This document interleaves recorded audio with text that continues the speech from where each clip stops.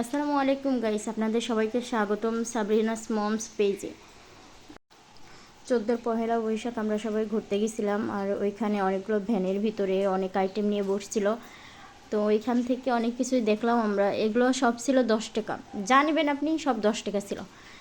এবং ওইখানে চুড়ি থেকে যা যা আইটেম পাওয়া যায়, মানে বাচ্চাদের ছোট ছোট ক্লিপ, চুড়ি, আপনার অনেক কিছু। ওইখানে টেডি বেয়ারও ছিল অনেকগুলো। এগুলোর প্রাইস ছিল 100 থেকে মেবি 200 টাকা হবে।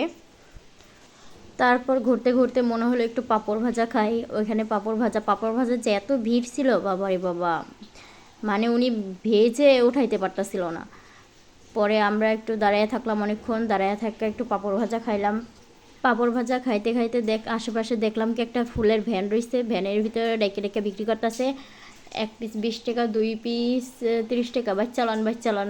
পরে দেখলাম একটা লোক আইসক্রিম বিক্রি করতেছে, ঘোরানি আইসক্রিম, যা আমরা সবাই বান্ধবীরা স্কুল থেকে আসার সময় খাইতাম। এই একটা আইসক্রিম, এই আইসক্রিম কেউ খাইছেন? এমন ফালতু একটা আইসক্রিম, আমার 14 গোষ্ঠীর নাম ভুলে গেছে আইসক্রিম এটা খাইয়া পরে। বাবারে কী রে ফালতু, কোনো মজা গজা কিছুই নেই। হুদ্দা বরফ দিয়ে থেয়ে দিচ্ছে, কোনো মজা গজা কিচ্ছু না। হুদ্দা আমার টাকাটা নষ্ট, না পাইরা খাইতে না পাইয়া পরে আমি এটাতে থুয়েছি। হায় হায় রে, আমার টাকাটাই পানিতে গেল। একটা 2টা টাকা, 20-20টা টাকা, ফালতু আইসক্রিম। কেউ খাইছেন এগুলা? এগুলা খাইলে পরে আমার একটু কোয়েন জানেন কেমন। যার ভালো লাগছে ভিডিওটা লাইক কমেন্ট শেয়ার দিবেন।